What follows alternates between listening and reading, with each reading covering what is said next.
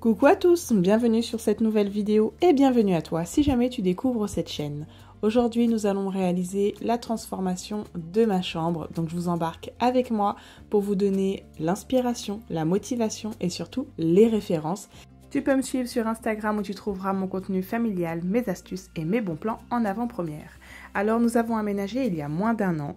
Nous ne sommes pas propriétaires, donc je ne peux pas aller faire de grands travaux, de grandes rénovations. Donc on va se contenter de ce qu'on a, mais on peut faire quelque chose d'hyper sympa. J'ai un parquet totalement naturel en chêne massif, donc clairement je ne vais pas le changer. Et j'ai des murs blancs, donc je pars déjà avec une très bonne base. J'ai quand même voilà, de la clarté, j'ai beaucoup de luminosité qui rentre dans cette chambre, mais il lui manque le point décoration très clairement. Donc j'ai mis beaucoup de temps à réfléchir à ce que je voulais parce que j'ai pas envie de me lasser. J'ai été quelqu'un, il y a des années, à changer tous les 6 mois, voilà, la tapisserie, la peinture, le mobilier. Et en fait, j'ai arrêté. Déjà parce que ma façon de consommer est différente et surtout ma façon de penser.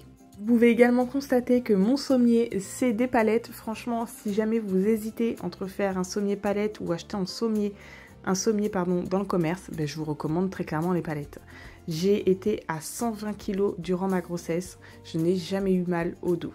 D'autant plus que j'ai essayé pas mal de sommiers et je peux vous assurer que malheureusement, ça n'a jamais tenu dans le temps. Pourtant, on avait mis le prix, on a vraiment fait en bois, en tissé, vraiment on avait essayé pas mal de choses et malheureusement, on revenait toujours sur le même problème. Donc, les palettes, c'est la vie. Par contre, elles sont carrément délaissées, elles sont assez brutes avec quelques coups de peinture et je les referai, mais pas aujourd'hui. On va s'occuper donc déjà de déplacer un petit peu les palettes du mur. En attendant, vous avez pu constater que j'ai sorti le laser pour pouvoir faire le fameux trait sur le mur, sauf que, comme d'habitude, il n'a pas de charge. Donc pendant qu'il charge, je vais faire d'autres petites tâches, comme mettre mon luminaire. Donc moi, je vais directement l'insérer au niveau de l'ampoule. Beaucoup de personnes ne feraient pas cette technique. Moi, ça fait des années que je le fais. Je n'ai aucun souci. Donc voilà, c'est pour ça que je me permets de le mettre en vidéo aujourd'hui. J'ai fait le choix de mettre de la tapisserie et non de la peinture parce que la peinture, ça demande beaucoup de temps au niveau du séchage. Ça demande beaucoup de précision, entre guillemets, pour mettre plusieurs couches et il faut plus de temps. Ça, c'est mes arguments à moi. Maintenant, vous pouvez faire comme bon vous semble. En tout cas, une chose est sûre, c'est que j'ai choisi la tapisserie. Ça a été terrible de choisir étant donné que dans le magasin, on a de l'éclairage assez jaunâtre. Et j'étais hyper perplexe par rapport à sa couleur. Donc, j'ai pas hésité. J'ai demandé à la vendeuse si je pouvais aller voir à l'extérieur vraiment le rendu de la couleur. Et bien évidemment, elle m'a dit oui. Donc, n'hésitez pas à le faire si jamais vous avez un doute sur les couleurs. Et également, il y a aussi une histoire de bain. Et oui, selon les rouleaux, il y a des différentes teintes. Enfin bref, n'hésitez pas à demander conseil, ils vont vous aider. En tout cas, une chose est sûre, c'est que moi, je prends toujours un papier peint lessivable. Et il est intissé, donc il est hyper épais, facile à poser. Franchement, trop bien. Ne me jugez pas, j'ai perdu le fameux pinceau, vous savez, où on met la colle. Donc j'ai trouvé l'astuce 2.0. Giovanni, il a eu... non, même pas, c'était à Layana. Elle a eu un petit ensemble de ménage. Donc j'ai pris le balai, en fait, et j'ai mis la colle. Alors bien sûr, ça a été nettoyé, hein, pas de souci. Mais voilà, c'était soit je reportais encore mon projet de faire ma chambre, ou soit je trouvais un système D. Donc très clairement, j'ai trouvé le système D parce qu'à chaque fois que j'ai vraiment besoin de me lancer dans une transformation, surtout que là c'est dans notre chambre, eh bien il a fallu que je sollicite mon mari pour notre fils parce qu'il dort avec nous. Donc voilà, je voulais pas reporter ce moment tant attendu.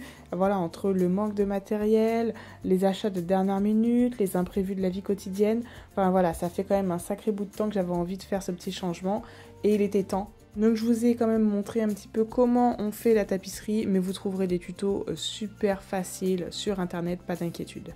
Moi je fais de cette façon-là, parce que ça fait des années que j'en fais, donc voilà, ne me jugez pas par rapport à ma façon de faire, s'il vous plaît. On est là pour vous montrer le rendu final.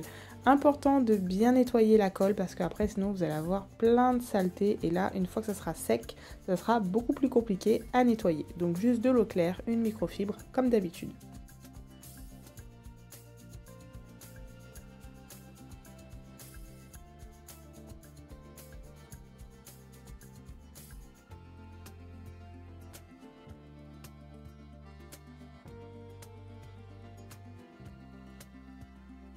je suis une pro des astuces entre guillemets, et bien j'ai trouvé pareil une petite astuce qui était hyper simple pour pouvoir poser des cadres à la même hauteur. Donc on part de la base, donc du fameux trait vert du laser, et avec un bout de scotch, j'ai pu faire en fait la dimension entre le bas du cadre et le crochet. Donc je suis venue reporter ces mesures avec le scotch directement sur le mur comme ça. Eh bien c'est ok, il n'y a pas de problème, ça me prendra que 2 minutes. Si vous n'êtes pas de nature à bricoler, je vous invite à vous lancer. Honnêtement, on apprend sur le tas. J'ai pas eu de cours particulier, hein. Il y a eu beaucoup de choses où j'ai mis beaucoup de temps, beaucoup d'échecs, mais au moins ça a toujours été fait par moi-même et j'ai eu la satisfaction de le faire. Donc j'ai créé mes petits cadres. Si vous me suivez sur Instagram, vous les avez déjà vus. J'ai trouvé les cadres façon travertin chez Centracor. Franchement, ils sont magnifiques. C'est du 50 par 40 et ils m'ont coûté 10 € l'unité. Je voulais des affiches bien spécifiques, sauf que je ne les trouvais pas sur le marché. Je voulais quelque chose vraiment d'hyper minimaliste, mais en même temps qui reflète quelque chose qui nous ressemble. Je voulais pas des portraits abstraits ou quoi que ce soit, donc j'ai tout simplement imprimé sur une feuille blanche A4 avec mon imprimante et mon ordinateur, et franchement, je trouve que c'est topissime. Ça a vraiment le rendu que je souhaitais, donc je suis hyper contente. N'hésitez pas à faire ce DIY chez vous. Question rideau. Je reste toujours sur ceux que j'ai à la maison. Voilà, peut-être que je passerai à l'étape supérieure avec les nouveautés qu'on peut voir directement via le plafond, mais pour l'instant j'ai ceux-là, ils me conviennent très bien, mais je rajoute quand même un petit voilage parce que quand j'ai tendance à ouvrir, on peut avoir des brèches dans les rideaux et on a quand même vu chez le voisin et du coup le voisin a vu chez nous. Donc voilà, c'était juste pour camoufler entre guillemets tout en gardant ma luminosité. On a donc laissé le temps quand même à la tapisserie de sécher, je dirais environ 2 heures, ce qui n'est pas du tout recommandé, mais comme je vous ai dit, le temps m'est compté, et puis on fait comme bon nous semble, j'ai envie de vous dire. Donc là, je suis venue mettre des caches pour les câbles. Normalement, c'est des petites gaines, vous savez, on a tendance à les trouver normalement au-dessus de nos plaintes pour faire passer justement l'électricité. Et bien moi, j'ai décidé que ça me ferait un petit support, vous allez comprendre par la suite. Donc je suis venue fixer tout au long du coup de la démarcation de la tapisserie à la peinture. J'ai mis aléatoirement quelques petites vis, histoire quand même de bien solidifier la chose. Et on va pouvoir maintenant poser cette fameuse LED. La chose qui me tenait vraiment à cœur dans ce changement, c'était la lumière indirecte. Je veux pas qu'on voit la LED dans un premier temps, et je voulais pas non plus qu'on la voie directement. Donc le mot s'explique, la lumière indirecte. Ça rend un petit peu plus cosy, un peu plus chaleureux. Donc vraiment, c'était quelque chose qui me tenait à cœur, et il a quand même fallu que je fasse quelques recherches pour m'inspirer, pour pouvoir comprendre ce que je voulais. Donc celle-ci, je l'ai trouvée à 20 € chez Action. On l'a déjà dans notre salon. Elle fonctionne très très bien, on a vraiment beaucoup de variations au niveau des lumières, on peut la couper et à savoir aussi qu'elle peut jouer au rythme donc du son. Donc si vous avez la télé dans votre chambre, ça pourra prendre le son de votre film, ça peut prendre le son de la musique ou le son de votre voile, donc les enfants ont tendance quand même à s'amuser avec ça, attention. Comme je vous le disais tout à l'heure, elle est découpable, ce qui peut permettre en fait d'ajuster la lumière parce que moi je voulais pas faire le contour, ça aurait fait trop et en plus de ça on l'aurait vu. Donc voilà, c'est découpable, ça me semble très très bien, donc je vous fais une petite démo version rapide de tout ce qu'on peut avoir avec cette petite guirlande qu'on trouvera chez Action, je vous l'ai dit. J'ai acheté des petites moulures, enfin des champs plats décoratifs plutôt, voilà le terme est exact, champs plats décoratifs en bois. Donc faut savoir que le cache électrique tout à l'heure, il m'a coûté 1,50 € l'unité, donc il m'en a fallu 2 que j'ai coupé. Et là c'était 3,80 € il me semble, en tout cas c'était moins de 4 € pour avoir les petits champs plats à bois. On a Layana qui vient m'aider à faire la designeuse dans ma chambre, elle est trop mignonne. Donc en fait le projet c'est les tables de chevet.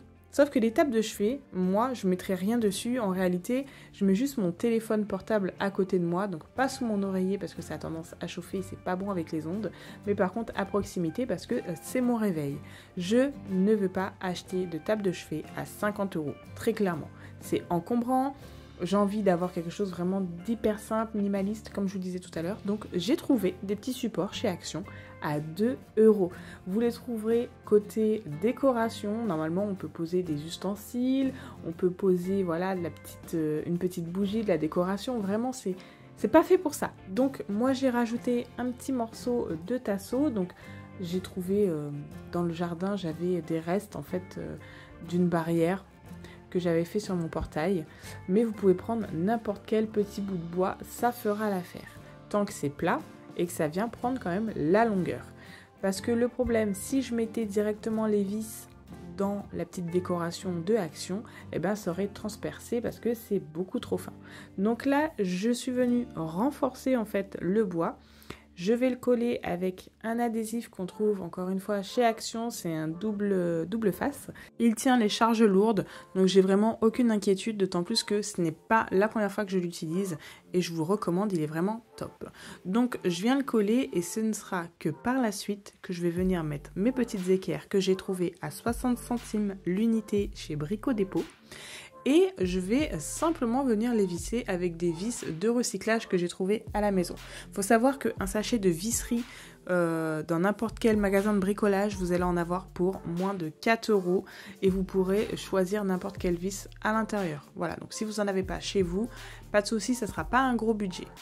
Je viens visser le tout et voici ce que ça donne. Je me retrouve avec des mini tablettes à fixer. Donc je trouve le projet hyper simple à réaliser, hyper économique et franchement ça donne grave du cachet, je suis trop contente. Bien sûr, Giovanni a besoin un petit peu de sa maman, de toute façon on arrive sur la fin de journée, donc je l'ai pris un petit peu avec moi dans la chambre. Je finis d'encoller les petites moulures en bois pour pas que ça traîne dans la maison et que ça dérange autour de moi et on verra le reste pour demain. Pour fixer celle-ci, j'utilise encore une fois le fameux scotch à double face que vous avez vu tout à l'heure, le scotch adhésif transparent. Il est hyper bien, donc je viens le mettre, on va dire, tous les 15 cm. Je mets des petits morceaux par-ci, par-là. Et après, ça va coller très très bien. J'ai déjà fait l'expérience dans la chambre de mes enfants et ça n'a pas bougé, ça fait plus d'1 an. On va finaliser la journée en venant mettre les fameuses petites tablettes. Comme je vous ai dit, j'essaie de maximiser mes chances au niveau du timing et surtout d'éviter de laisser traîner à gauche à droite pour le lendemain parce que malheureusement ça sera difficile de se relancer dans le chantier, surtout quand c'est à moitié prêt. Donc comme je suis avec les enfants dans le salon, vous pouvez voir que j'ai chaud mais je vais préparer mes petits coussins. C'est des housses encore une fois que j'ai trouvé chez Action, elles sont à double face, donc vous avez le côté un petit peu laine bouclée ou de l'autre style un peu lin. Petite décoration du lendemain, ça fait du bien, c'est lumineux. J'ai pu refaire mon lit et mettre donc ces fameux petits coussins.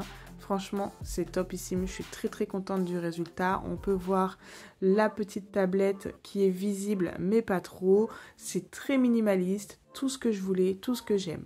Si jamais tu as besoin d'une référence et que j'ai oublié de le mentionner, n'hésite pas à me demander en commentaire, à savoir que cette décoration qui a littéralement changé ma pièce m'a coûté moins de 100 €. Le changement est radical grâce à cette petite décoration. C'est la fin de cette vidéo. N'hésite pas à t'abonner pour plus de contenu, à liker si tu as aimé et apprécié cette vidéo.